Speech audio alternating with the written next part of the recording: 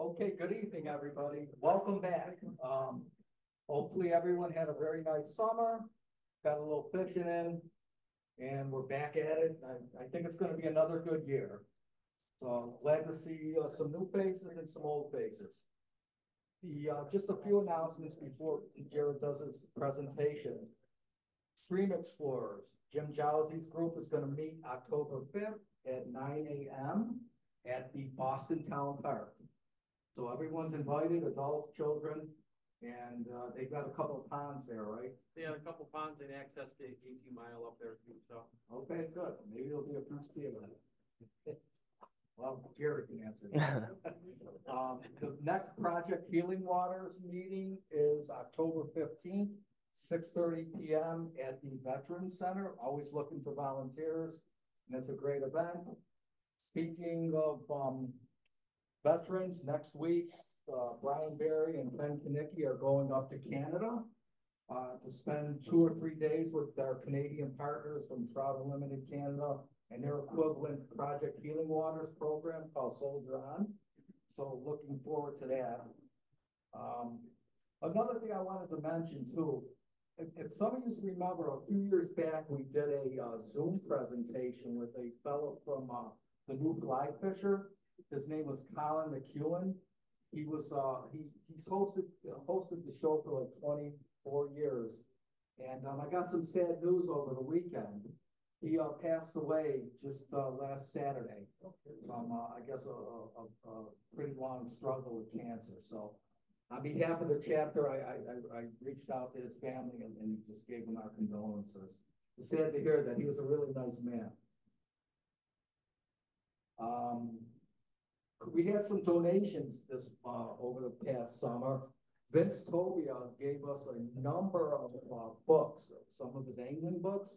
They're going to be put out in our library in the next few weeks. Take a look. I know a lot of people like the, YouTube. They like all this, the electronic media, but sometimes it's nice to sit down with a book, especially with some of the classics.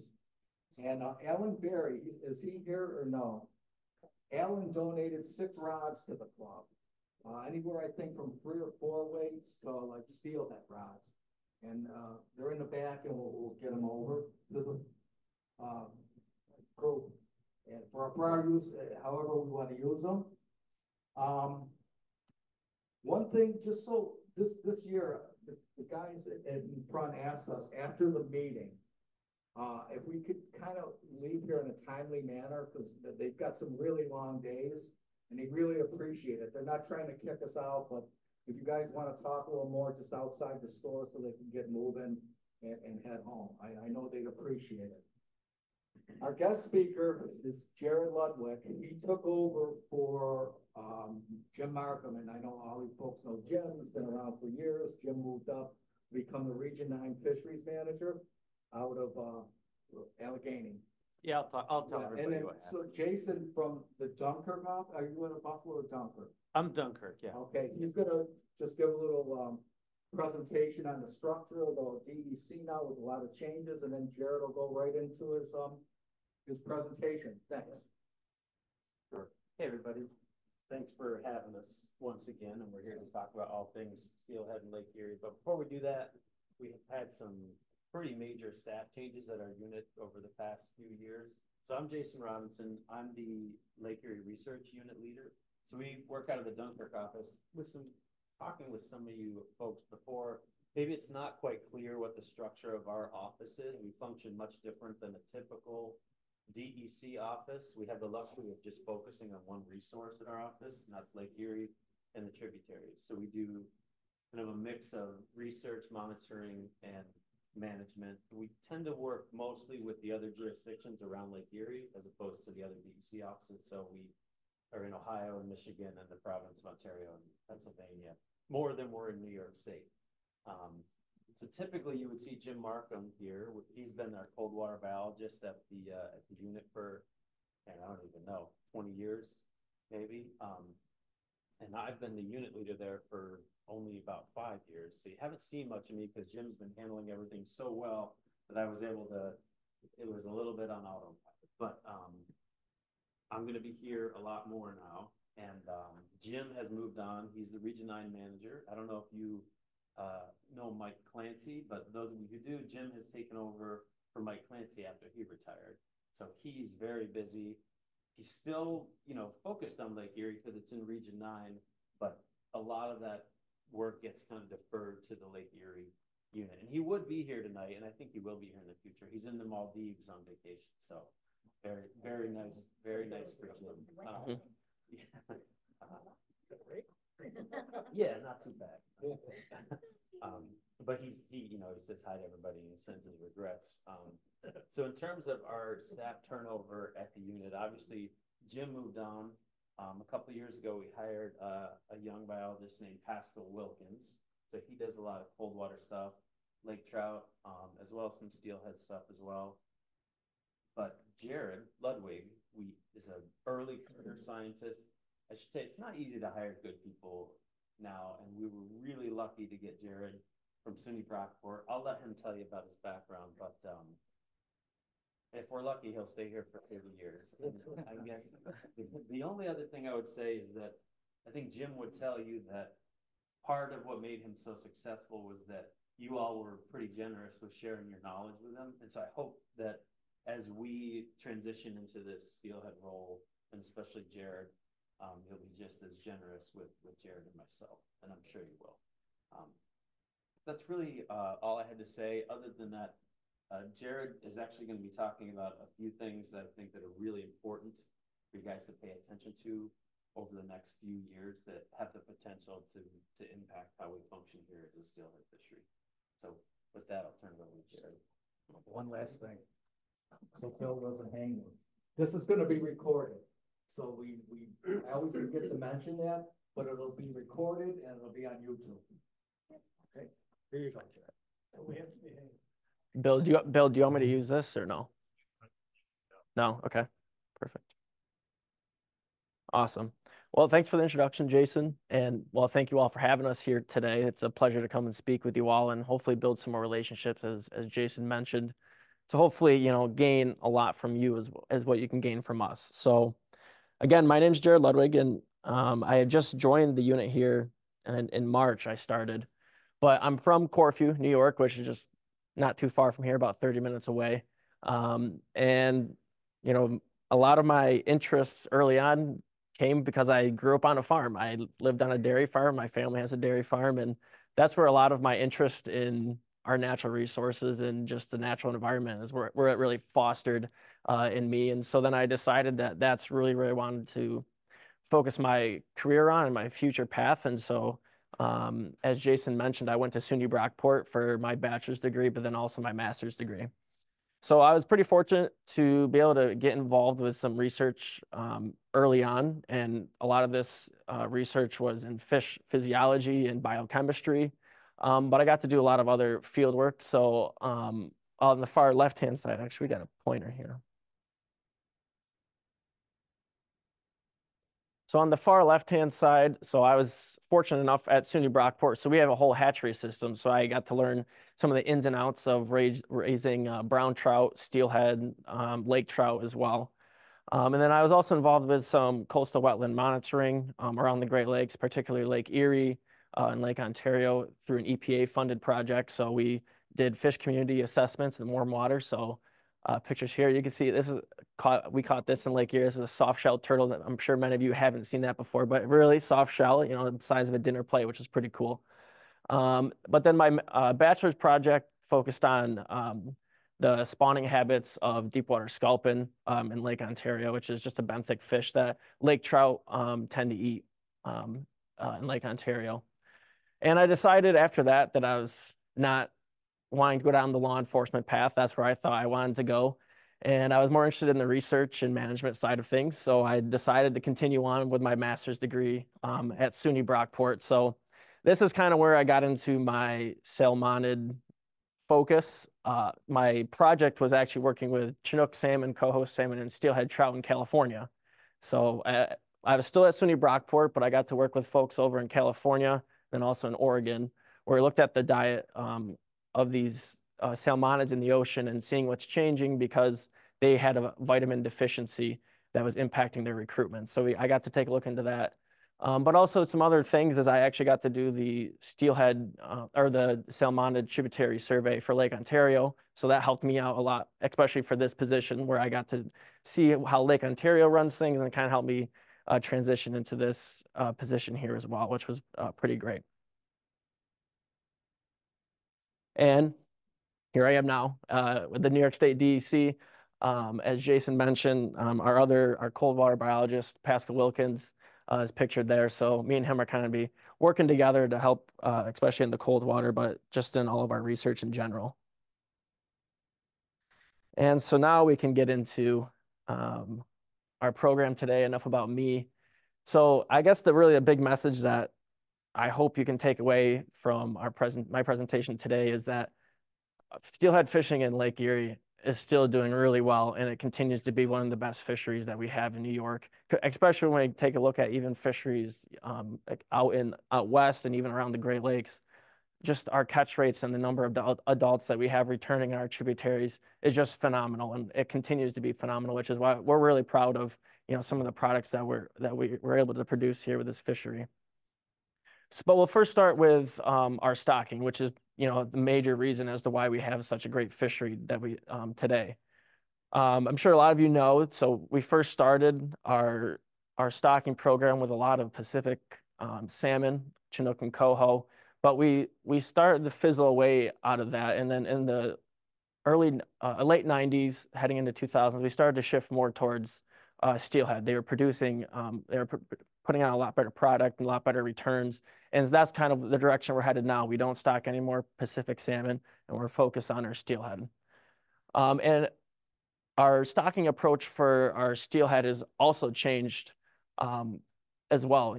Starting in 2018, there was research going on that Jason and then also Jim were heading with the Salmon River Fish Hatchery, and they were able to grow larger steelhead fingerlings to stock, which ultimately led us to be able to stock half as many steelhead than what we were originally. We were stocking about 250,000 steelhead, and currently our stocking plan is we're stocking around 130,000, but we're still seeing those great returns.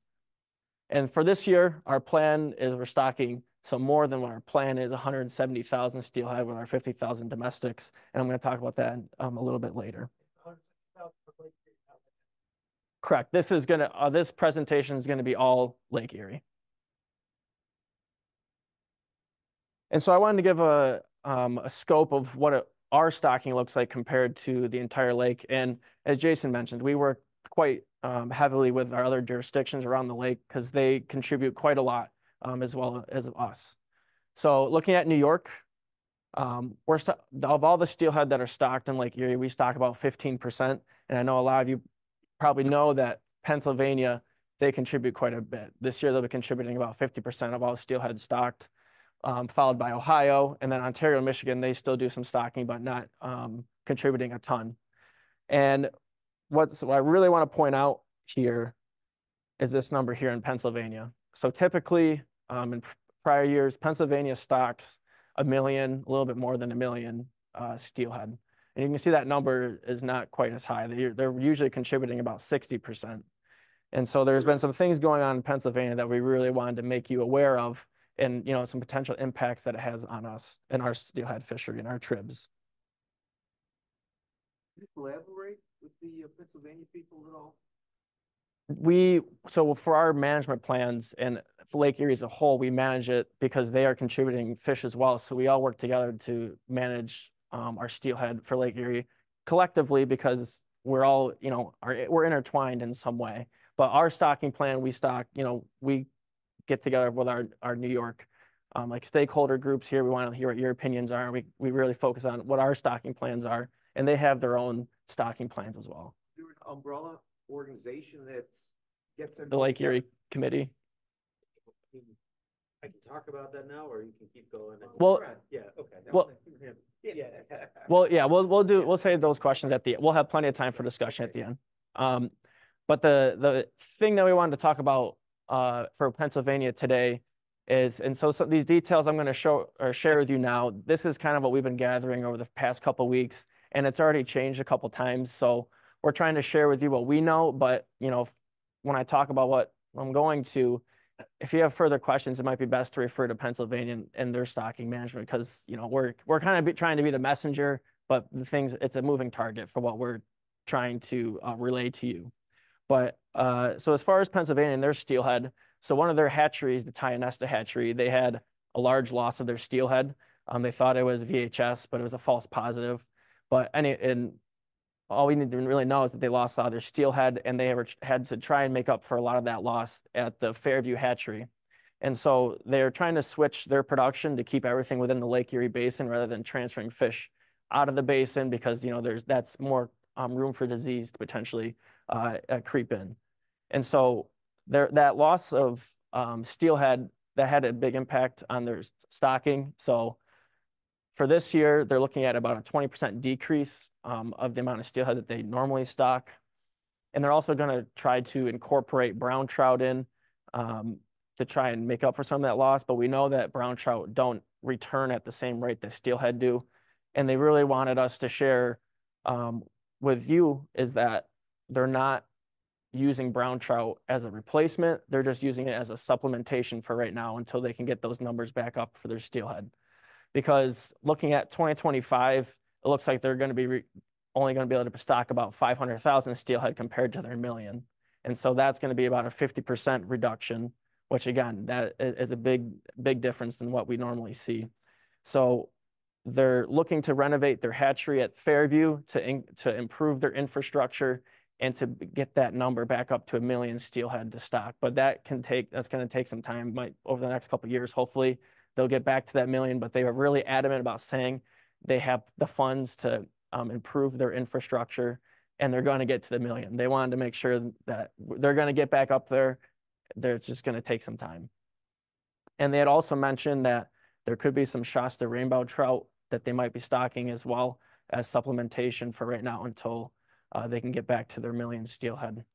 But what we do know is that our steelhead fishery here is actually really dependent on Pennsylvania fish and fish from our other jurisdictions. So the study done by Budnick et al. Here, they did some otolith microchemistry to kind of figure out where the steelhead from these tribs in Ohio, Pennsylvania, Ontario, New York, where those fish were coming from. And in New York, they picked Chautauqua Creek and Cattaraugus Creek, and they found that 72 to 88% of the steelhead returning to these two tribs were coming mainly from Pennsylvania, and they were strays, and also a good portion of them coming from Ohio. So that kind of shines some light on our fishery that, yes, we do stock a lot of fish, but also a lot of our steelhead are coming from another jurisdiction, particularly Pennsylvania. So their loss could potentially have an impact, but we don't quite know if their impact is going to really affect us, because the catch rates aren't always directly linked to stocking density. So it's just going to be a wait and see to see how their stocking is going to impact us. But we also know that the climatic conditions, rainfall, temperature really drives our runs. So, you know, if there's not having the proper conditions for these runs, you know, that's also going to have a big portion as if we're going to have a good run or not. Making more catch release compared to limits? I'll get back to that at the end. So also what we're trying to do is, we know that they had that loss, and we might not see those impacts until about 2027, you know, give the steelhead a couple of years in the lake before they return, where we might potentially see impacts. We aren't for sure yet, but what we're trying to do also is maybe buffer an impact if we will see one. And so we stocked about an extra 23,000 in Cat Creek this year, to hopefully eventually we can maybe buffer some issues we might see with their decrease in stocking. But what also it did, this loss in their Pennsylvania hatcheries, is it shined a light on our own hatchery system. And at the Salmon River Fish Hatchery, you know, we've had some infrastructure issues as well. And, you know, we're so dependent sometimes on their Pennsylvania and fish from other jurisdictions that, you know, maybe we need to look at our own production. What can we do to kind of make it so we're more in control in a way? And so Salmon River, they've been working really hard to try and, you know, improve their product to help us in our fishery. And so there's been two major experiments that has happened. And the first one I talked about a little bit at the beginning was with Jason and Jim. They had looked at trying to improve the growth of the fingerlings that are being stocked in our tribs. And so the study was done in 2020, and their study found that the larger the fingerlings are, if you can get them over that 6-inch mark, and we can stock them further up in the tributary, they have a better rate of going out to the lake and maturing, and they also have a better return rate as adults if we can grow them larger before we stock them. And also, that's why we have that reduced stocking number compared to the early 2000s, where we were stocking close to 250,000 steelhead. We could cut that number in half, but still see the same good returns. So we're able to stock and have to produce less fish, but we're still getting that same good result. So this was a really good study, and it helped improve growth of these steelhead. And that was a first major change that the Snake River made. And the next change in the study that they're working on currently in 2024 is the oxygen in their raceways. So they found out that, you know, they've been trying to improve temperature because temperature is correlated with the growth of the steelhead. But they also saw that in the raceways that the oxygen levels were just super low, and oxygen is also super important for the metabolic rate for these steelhead, and also that translates to growth. So even when these raceways were in that optimal temperature for these steelhead, the juvenile steelhead to grow, they just weren't growing, and the rate of growth was actually decreasing rather than increasing during this optimal period. So they're like, well, something else has to be going on. And when looking at the oxygen conditions, they saw that they was super low and the saturation was not where it should be. So now that's currently where they're at. And so they have a new system that they're implementing in this experiment, where they installed the low head oxygenator. So the nickname for this that they have is called the box of rain. So how this system works is that there's this pool of water up top that's coming in and from their wells. And then there's this steel plate that's perforated. And so the water that's pooled up on top drips through, and then they're using liquid oxygen that they're shooting into this box. And so as that water is falling through that perforated plate, it's oxygenating the water, and then they pump that water out. And this is what they're going to be using for half of their indoor raceways, because this experiment, they want to see if it's going to make a difference. So half of these fish are being reared at their normal conditions without any of this extra equipment, and then another half are being reared with this new oxygen system to see if it's going to make a difference. Yes, they're currently doing this experiment. They're about in week 12. But they've also upgraded some of their instruments as well. And so they have a new system to monitor water quality. So carbon dioxide, oxygen, waste products in the raceways. So that's also what they're monitoring in this experiment as well. And so the experiment is still ongoing, but what they found already so far is the group of steelhead that are receiving this oxygen treatment, they're already 1/4 of an inch larger than the fish that don't have this treatment. So 1/4 of an inch, you know, might not necessarily sound like much, but what they're hoping to see is that the water temperature, it's starting to enter that optimal period for these steelhead. So they're really hoping that they say in September and in October, this is really that optimal time for these steelhead to grow. And so they're hoping that the two treatment groups are really going to diverge. And so instead of being 1/4 of an inch larger, maybe they'll move to a 1/2 inch and even larger compared to the group that's not receiving the oxygen. So it's still ongoing, and we're hoping to see that this experiment and this new treatment's really going to help the product that they're producing. They've also saw a decrease in mortality for this group that is receiving the oxygen, so they're able to handle stress better, especially disease. They won't see such as big outbreaks, which is great. But really the main message here is that these larger fish that they're producing right now, they're going to be destined for Lake Erie, and they're going to be stocked in our tribs. So we're going to be getting larger fish in this upcoming stocking period, which is good, and hopefully it'll lead to even better returns. And again, they're making improvements to increase growth. And really what we can say is that it's not necessarily the staff that's there that's you know, oh, they can't grow bigger fish or they're having issues. It's not, they're working so hard and they're been producing and doing everything they can to be giving us the best product. And, you know, we're grateful to have such a staff like that. It's the infrastructure, and it's really a fundamental issue at that hatchery that needs to be fixed. And we're allocating money to improve our infrastructure. So we're trying to make that hatchery even better to continue to produce an even better product. So they're working hard 24/7 over there. Can't thank them enough for all the work that they do.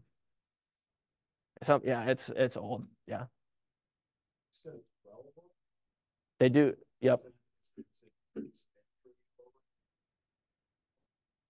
Combination of surface and well water. Depending. Yeah. So what the issue was before is that they weren't, because I believe now they're mixing, I guess, the well water because the temperature was not where it needed to be. So now they're trying to mix it instead of just taking like the surface water where it's low in oxygen. They're trying. Right. So they're. So aeration will not do it because, you know, liquid oxygen is dangerous, expensive, you know. So they're going towards liquid oxygen. This actually is something that PA is already doing. So they've installed these large liquid oxygen tanks, and it's just because they do it because it's easier to store and it doesn't have to be under such pressure as long as they keep it cold. And so they can have smaller tanks, but then they can pack more this liquid oxygen in these tanks. But as it warms up, it'll turn into a gas. So it's not like they're pumping liquid oxygen into the water. It's just how they store it, and then it'll be used.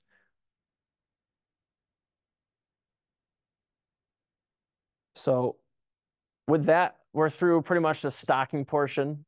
We'll move on. We can talk about it again later, and we'll move into some of our other updates.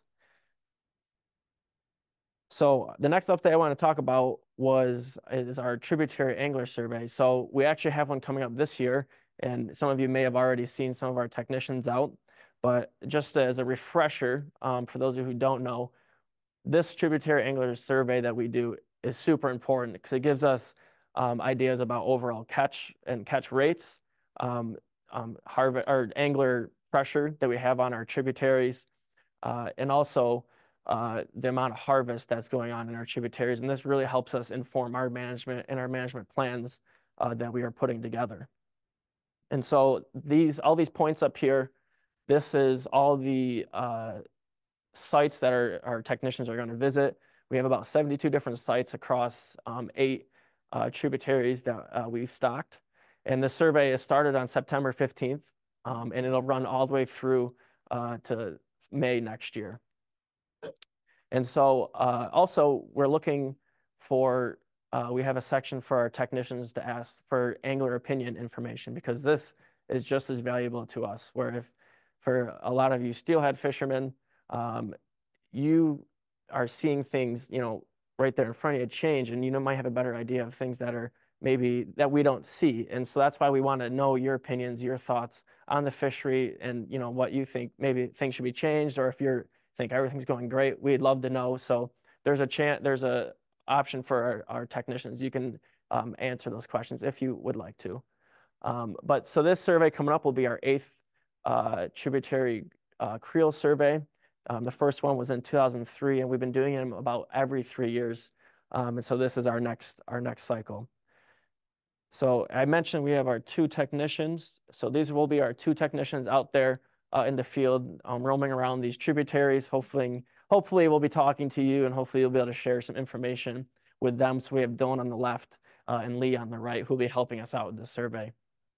And also what's cool about this survey is it doesn't happen often, is that our survey is going to be running simultaneously with Ohio. So this way it'll kind of give us more of a whole lake perspective of how the fishery is doing, which it doesn't always happen, doesn't always line up with Ohio and their management. So that's really cool. We can kind of get a good perspective there. But I want to also refer to some of the highlights from last year's, or 3 years ago, that survey. So this is what Jim, I know, has shared with this group before, but for some of you may have not seen it. I just want to give some of the highlights. So the first is that our catch rate is above our management plan, which is great. We're at about 0.44 fish an hour, which is really, really great.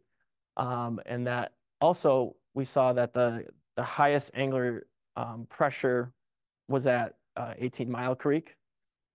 And also it had the lowest catch rate, interestingly enough. And well, a lot of this that year was a little funky too, because we had a lot of rain in the fall, and the Cat Creek was blown out quite a bit that year. So usually we see a lot of pressure in Cat Creek, but with just how blown out and how often it was, anglers had to scatter and go to other tributaries as well. But across all of our tribs, there was pretty consistent catch rates. And we saw that our catch rates really peaked in November and December, and then it declined very slowly throughout the winter, and then it peaked up again in spring.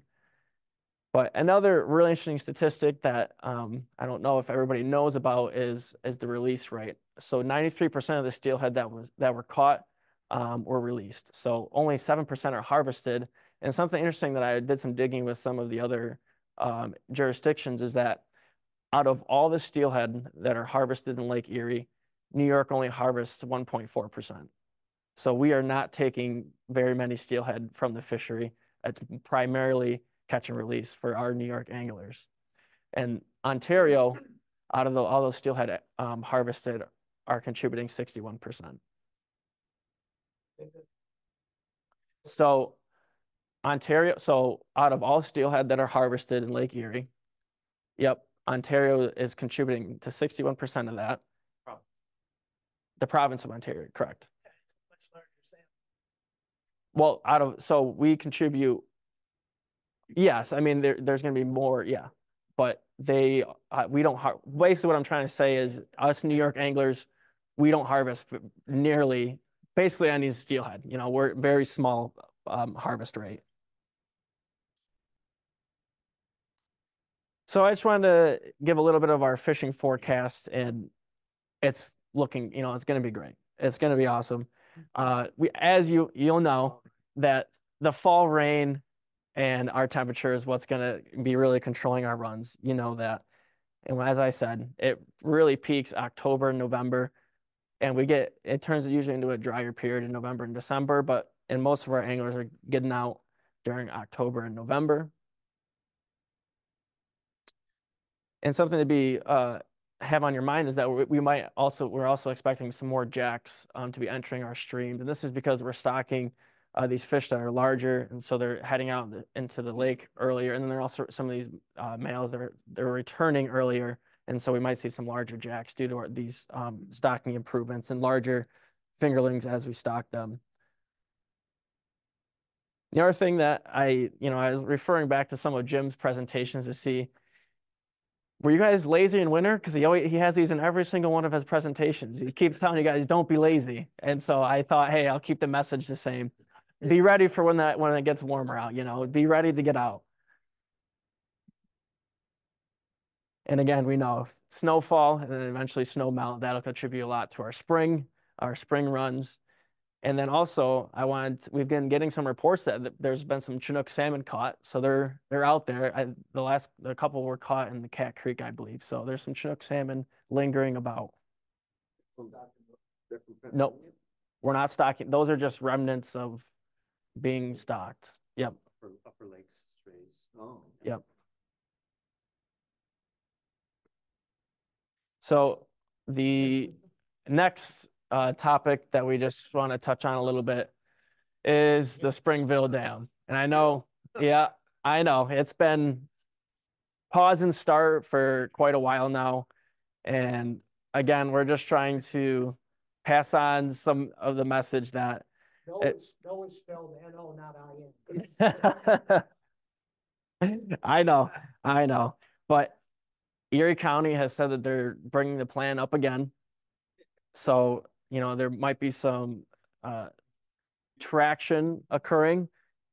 So again, the dam is out of safety compliance, and they're looking to bring it into safety compliance. And also they want to install fish passage over here. So there's access to some of that higher quality habitat upstream.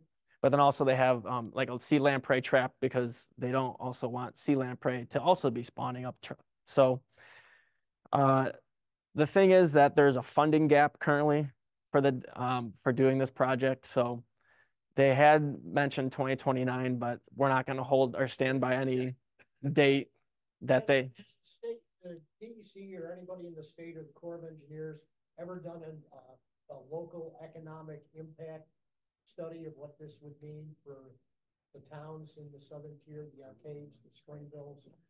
So I mean, they do their assessments. I'm not quite sure as far as the rest of the assessments. Jason, do you have any other? I can speak to Springfield Dan. How much more do you have to go? Oh, I have one more slide left. So I'll say that question at the end and then we'll come back to it. But again, this is Erie County. So if you have more questions, they're probably going to be one of the best ones to refer to.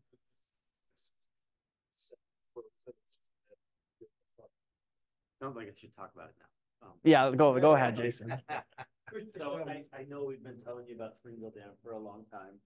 And I think when we were here a couple of years ago, we basically said this project is dead now. And we really thought that it was, but the fact remains that the dam is out of safety compliance.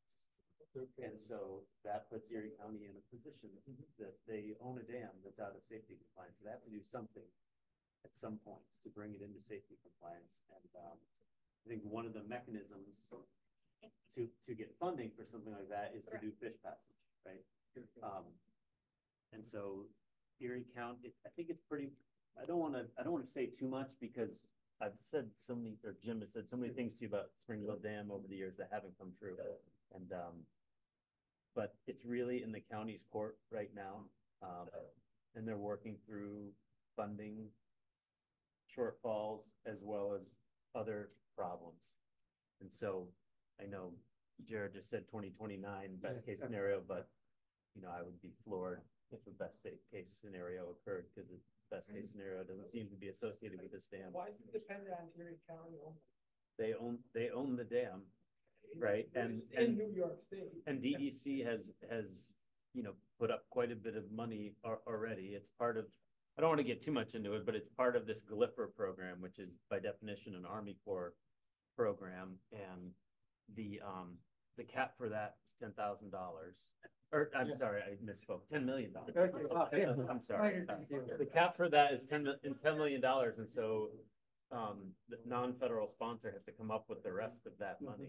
And but originally I had heard at the meetings that it was like 80% Corps of Engineers and the rest of New York State. Erie County didn't even have to put any money in. Well, the New York State partnering with Erie County was putting up money, and so I think the answer here is you need to direct questions to Erie County at this point. Like Pennsylvania stocking, this is in a state of flux, and I don't want to make any promises to you about Springfield Dam here.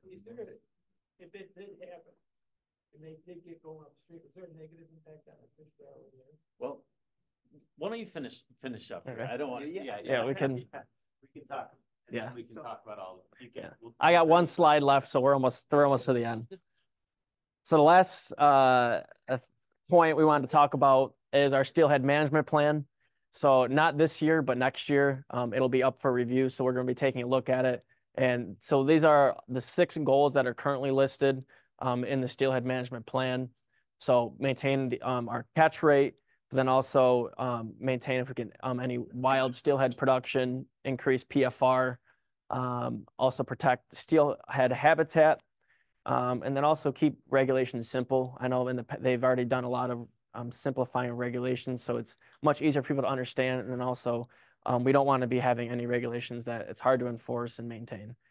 And then lastly, promote responsible stewardship, because this is such a great resource, and we want everybody to have access to this resource and also be able to spread knowledge to everybody to have a chance to access it. But once we go through, again, this is why that tributary anglers survey that we'll be running with our 2 technicians is really important, because that opinion information that you give, we can take that into consideration when we're doing our management plan, so then we can form the management plan as we see fit.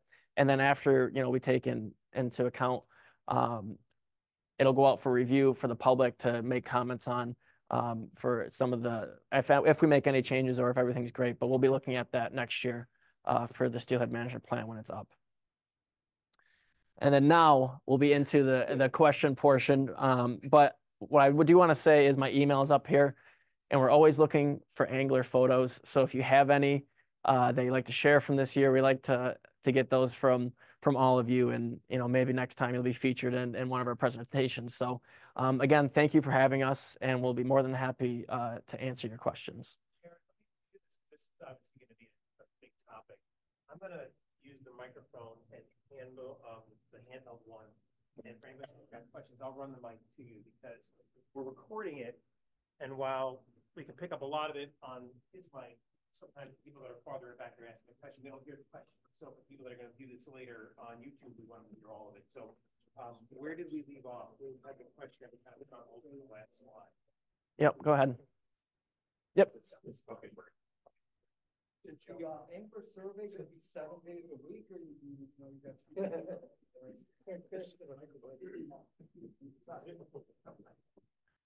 President doesn't follow directions.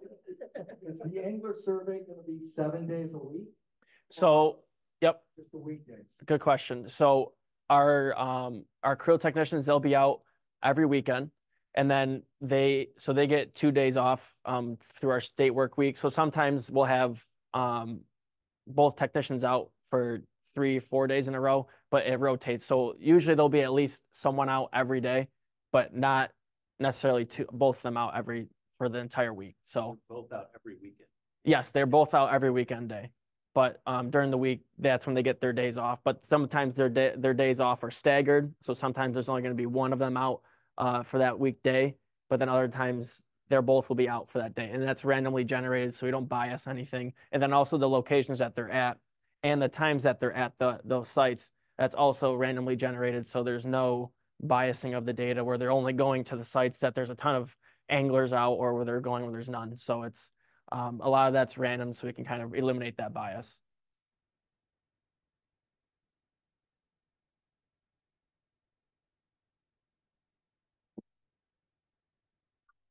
So like when you were talking about like the hatchery, okay, I noticed at another hatchery this year in Caledonia, it was only 50% of the population that's normally in there. I also noticed the conditions, and the conditions to me to decrease growth on fish, which I know is out there, like with nitrates, if their ammonia level is too high because they're in a trough-like system versus like a circular pen, like they use up in Canada, you're slowing your growth rate and decreasing your population turnout. If you're going to make these improvements, are you going to make these improvements with actual science behind it that's been proven that they put out more fish because of the conditions? So basically, you're more concerned water quality. Is that really what you're?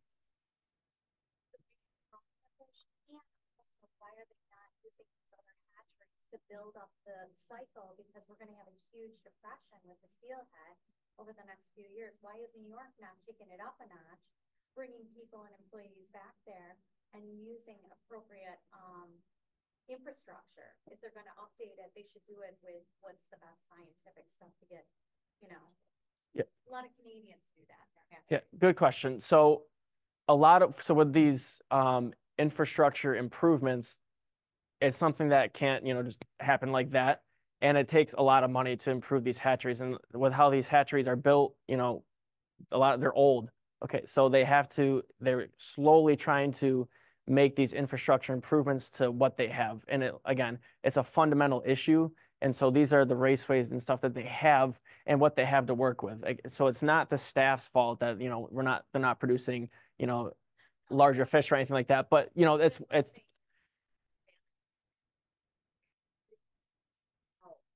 well, these improvements are helping. It's just what they have, the improvements that they can make for right now until they continue to make these larger change and infrastructure improvements. So improving the oxygen, they have these water quality monitoring systems now installed. It's what they can do right now to continually basically turn over the hatchery in a way and improve the equipment and also the raceways and everything that they have. So it's something that they can't just totally stop production. We're just going to build a whole new hatchery because we need our fish, right? So we have to continually make improvements and eventually they can look to see, but you know, if they can grow the fish that we need and also to the size that we need, you know, maybe that method is working because they are monitoring the nitrates and such, because they know with increased growth, there's going to be more waste products and such. I noticed hatcheries are less. Yeah, that one, Jason, So there's a couple things here. Do I need the mic or am I good? if you just want to hold that close to you. So one of the things to understand is that the Salmon River hatchery is our Great Lakes hatchery. Because of disease issues, we can't be, oh, we'll raise steelhead at Caledonia. That's the problem Pennsylvania just got themselves into, is that they had the false positive for VHS, and what it did was the USDA and the Pennsylvania DA, what is that? The Pennsylvania, the Pennsylvania equivalent of the USDA. I can't remember what it is. In any case, basically, they're no longer going to allow them to bring fish from Lake Erie into a hatchery that's outside the basin, because you risk the whole rest of your hatchery system, because Lake Erie is a disease vector. There's the Great Lakes are, because the St. Lawrence Seaway comes in and everything starts at the Great Lakes. And so we have those same protocols. We can't just raise fish for Lake Erie anywhere in the New York State hatchery system. So we're kind of limited to Salmon River. And Salmon River, Jim has talked to you guys about this before. They don't have enough water and it's not the right temperature. Building Salmon River where it was a political decision. It wasn't a decision based on where there's good water, unfortunately. So we're kind of stuck with that, and making improvements, infrastructure improvements there. There's been a lot of false starts, and I'm not going to go into all the problems with Salmon River, but those guys are doing the best they can up there, and I'm hopeful that the oxygen is going to improve things, and we've lowered the density in the tanks to try to get better growth. That was the trade-off that we did, and that's helped a little bit too, but we just don't have the infrastructure to produce the level of fish that Pennsylvania can produce, and they're having problems themselves now. So that doesn't completely answer your question, but there's a lot of challenges in our hatchery system. And you mentioned staff. It is really hard to keep hatchery staff on. It's a constant struggle to keep folks in our hatchery system, where 30 years ago, everybody wanted to work in a hatchery, and that's just not the case anymore. Well, they have a lot of vacant positions that they continually try to fill. I guess it's not as attractive as it used to be, you know. Yeah. Are none of the Pennsylvania hatcheries in the Erie Basin? They're all. One of the hatcheries is in the Erie Basin. That's Fairview, and they were raising half their fish at Fairview and half their fish at Tionesta, I believe it's called. And now they can't do that anymore, because they're not going to take eggs from Lake Erie and put them at Tionesta. I think Fairview is in the basin. That's where they're going to raise their steelhead, and they're looking to do a major infrastructure improvement at Fairview so they can get back up to their million fish. Yeah.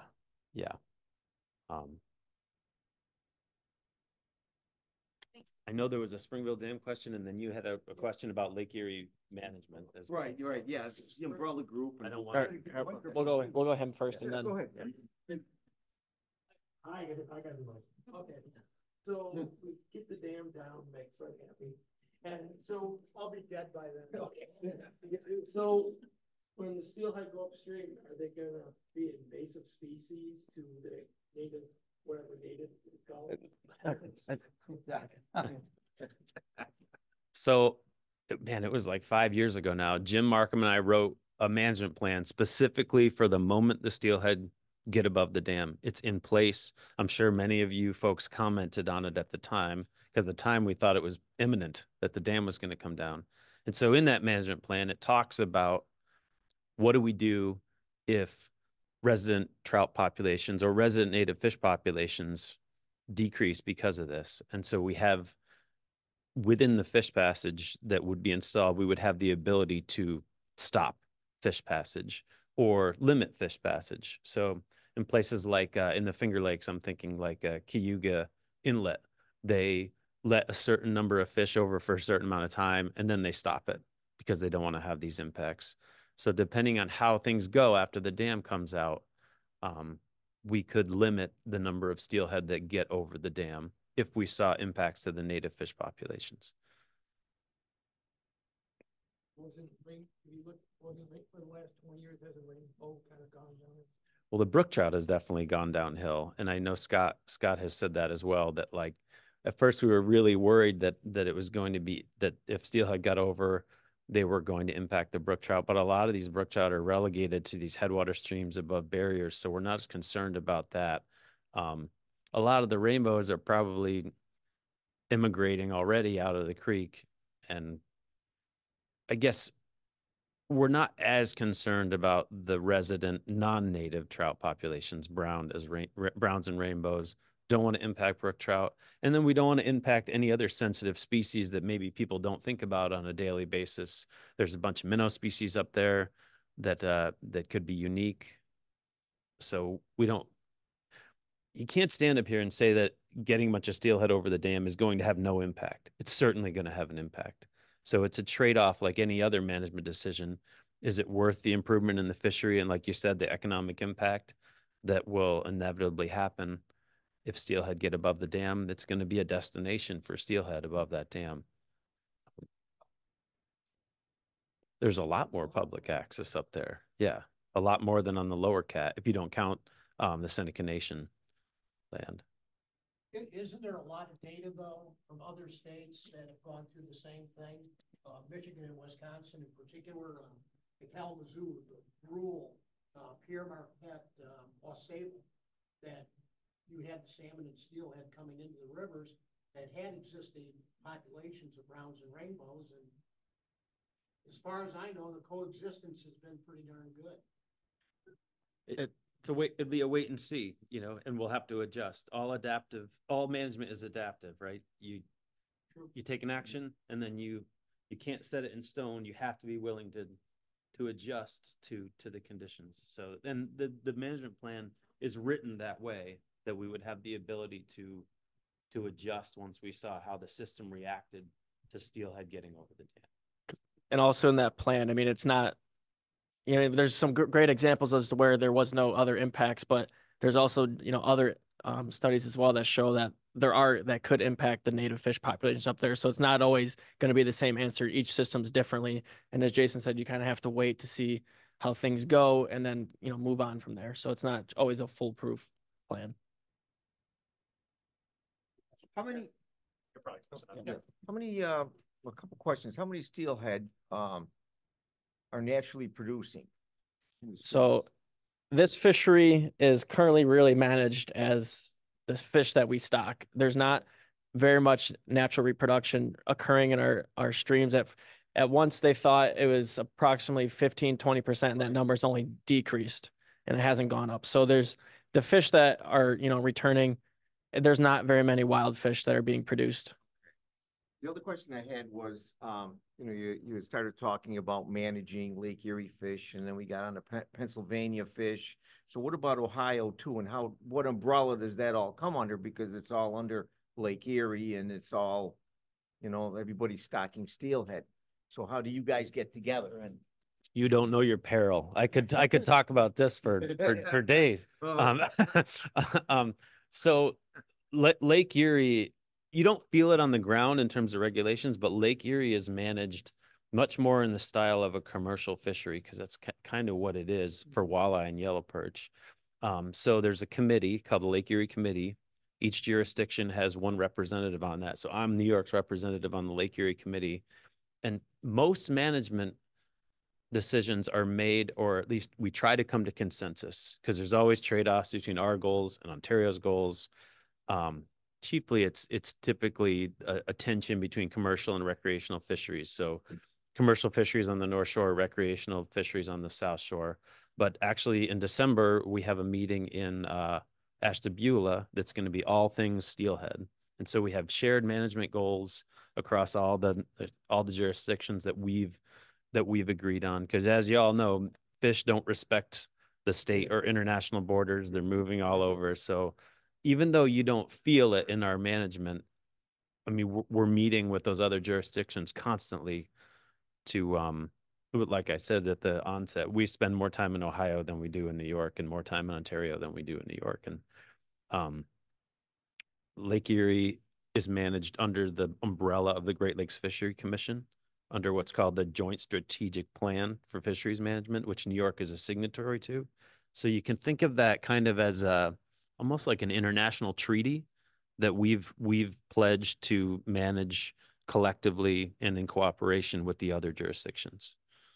It's a non-binding international treaty, but it's worked incredibly well over the years. Yeah. Great. Yeah. Too much probably, but. You have anything else? A question, it seems like Lake Erie was moved into basically a single species cold water fisheries. Remind me how we evolved to that. We always used to be brown trout and other things. I probably know the answer, but I forgot. I mean, it's just the returns. I mean, we used to stock those Pacific salmon, and we still had steelhead at that time as well. And the returns that we were seeing from steelhead were just far greater than the Pacific salmon. And so that just led us to go away from the salmon, because they weren't, the steelhead fishery is really starting to take off. And, you know, we're just really relying on these steelhead, and you don't want to necessarily be stocking too many predators, because then now you also have to be worried about what's out in the lake to feed all these predators as well.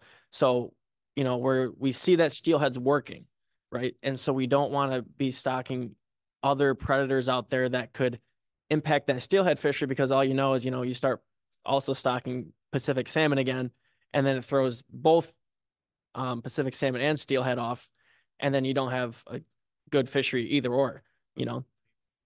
Brown trout fisheries, great, I know, just rapidly moved away from that. And, Ontario, look at all the things that are going on there. There's something different, it is a warmer shallower basin and everything, but.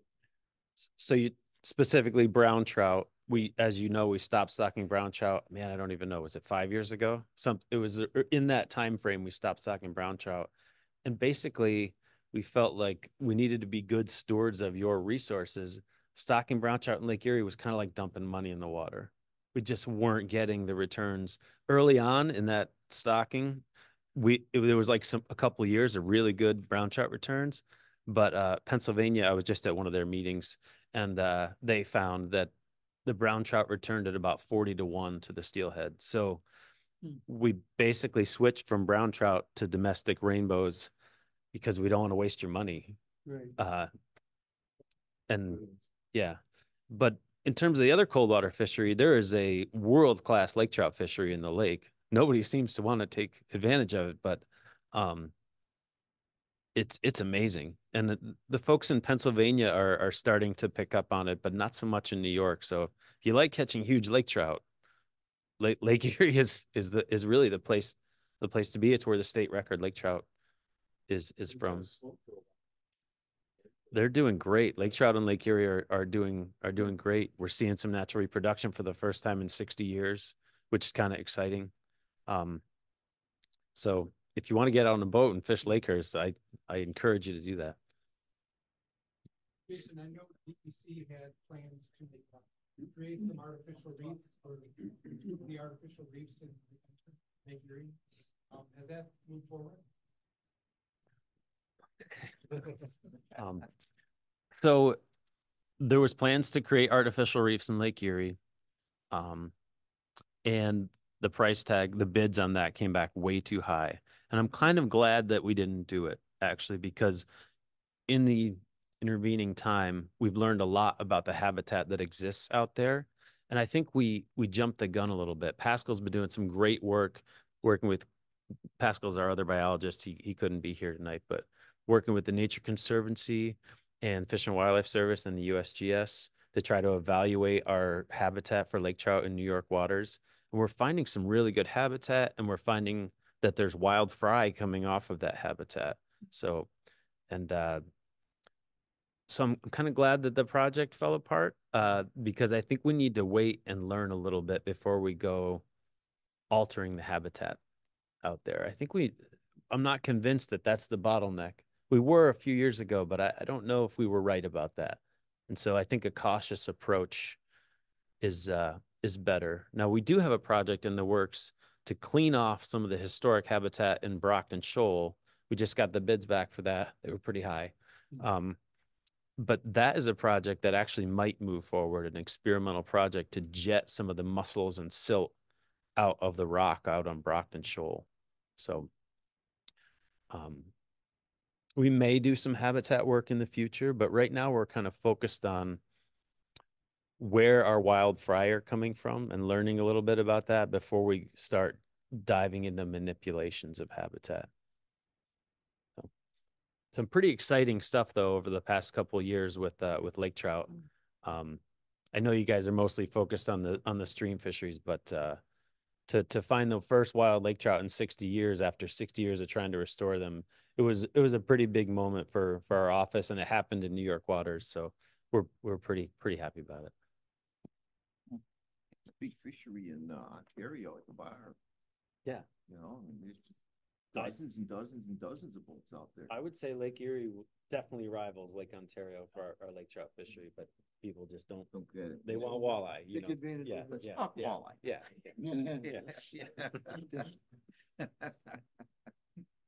I don't know the numbers, but is there a catch limit for catching steelhead in the lake compared to cribs? And what is it? And what about reducing it? Reducing in the lake or the tribs? Yes. Yes. What It's three. It's three, but I mean we don't harvest any steelhead in the lake. I mean, charters don't. It's so minimal. Yeah, but why don't you speak to the tributaries? Yeah, so like I showed you, we harvest, or our anglers harvest 7% of the steelhead that are caught in the tributaries, and so to us it doesn't seem to make sense to limit people's ability to take home 3 steelhead when they're going out. What's that? Exactly. So it doesn't make sense to really limit people's opportunity to do so when people aren't already taking advantage of it as it is right now. So to us, it doesn't seem like it's a regulation that would make sense to decrease the creel limit.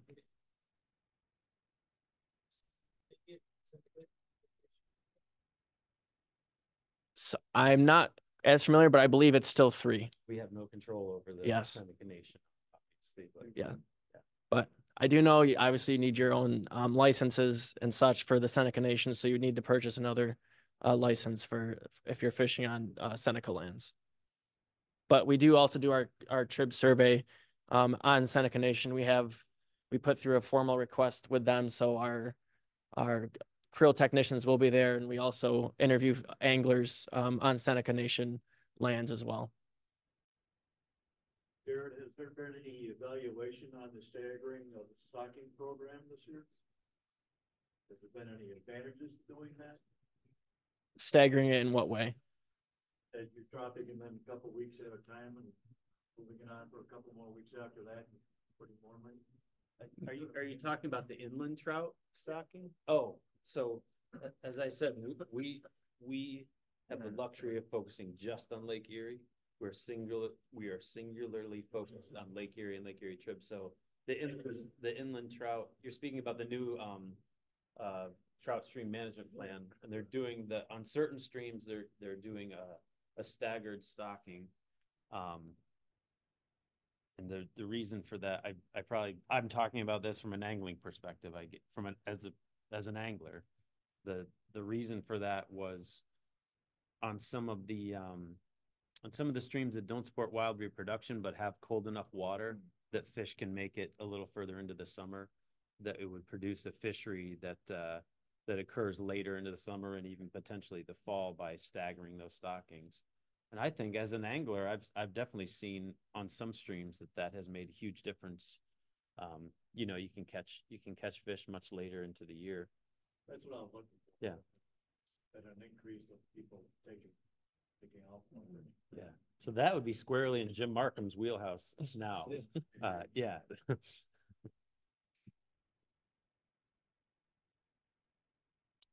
And yeah.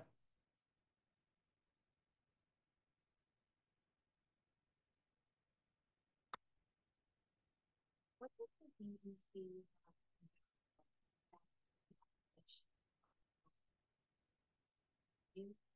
when the youth get past that point? I'm having trouble. I've contacted probably the main email a few times. Do you have any programs available as to shadow for the day or career fair type of thing, or where the youth, the older youth, especially those that are homeschooled, can get more involved and learn more? As far as, so you're talking high school or, We're past, okay. where we're past the iFish New York program that you offer on Saturdays where they learn how to cast. Mm-hmm. We're past that. So what would be available for them to really learn? As far as 7th grade on up through high school, specifically those that do have availability during the day, Monday through Friday. Do you know what? Well,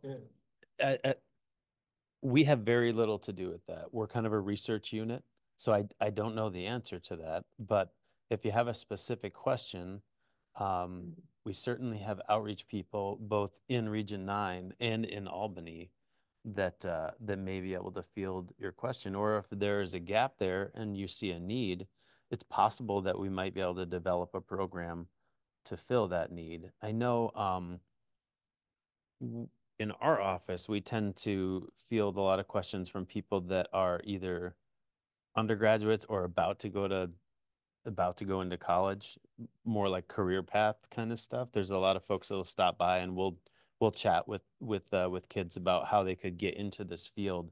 But typically, you know, we don't allow high school folks to shadow us at our unit. You know, we're out on the big research vessel.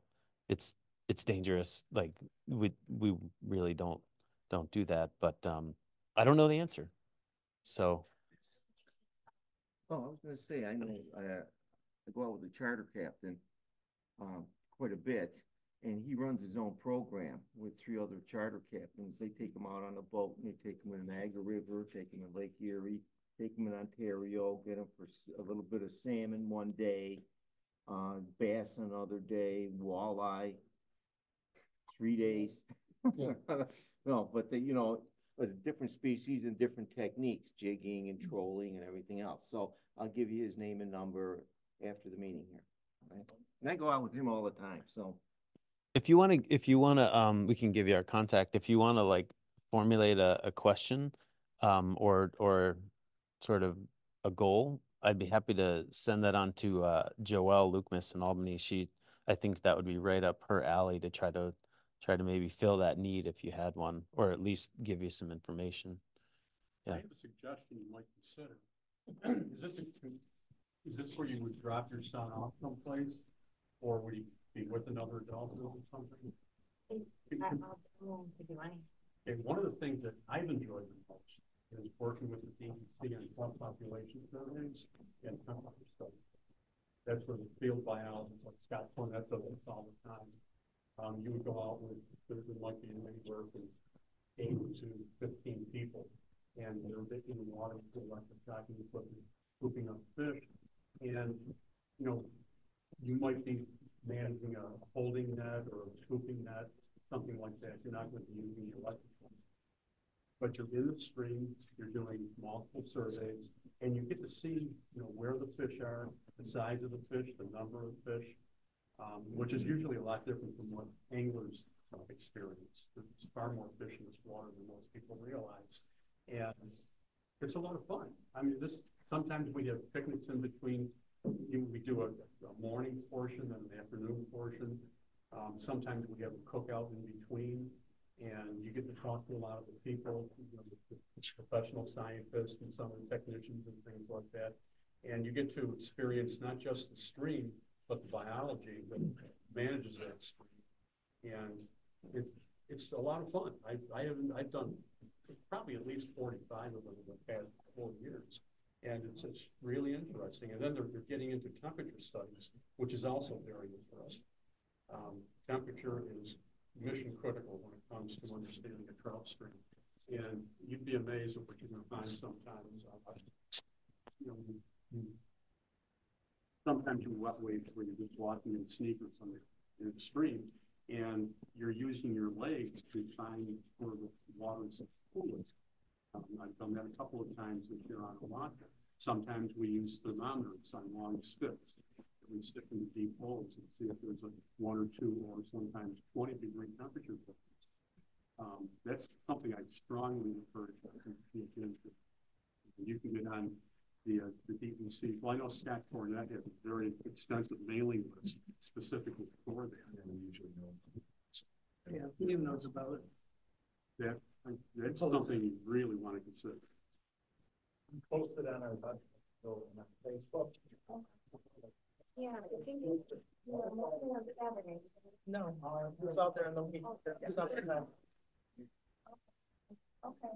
I was thinking Mike Todd, with the education team. I don't know if he knows all the education. Yeah, Mike does the education of Region 9, and then Joelle is in central office. And again, Mike works for Jim Markham now. So we tend not to have that as part of our mission at the Lake Erie unit. But especially for the high school age kids. But Scott is a great person. Unfortunately, I think Scott's retiring soon, but I know he does. Yeah, it's every April he retires. Right. I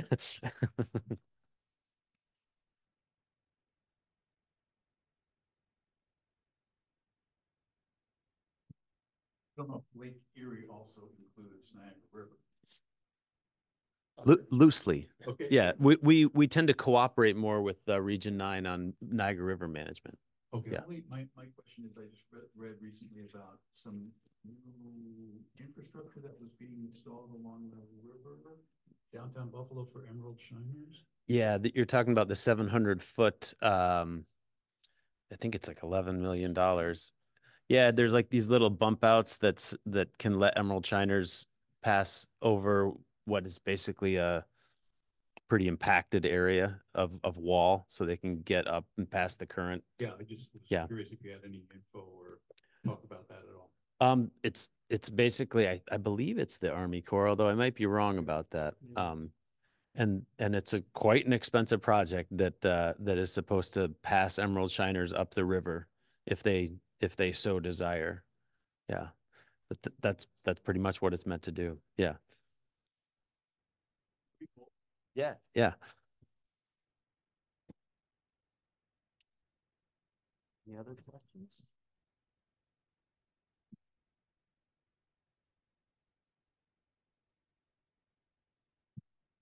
Thank you.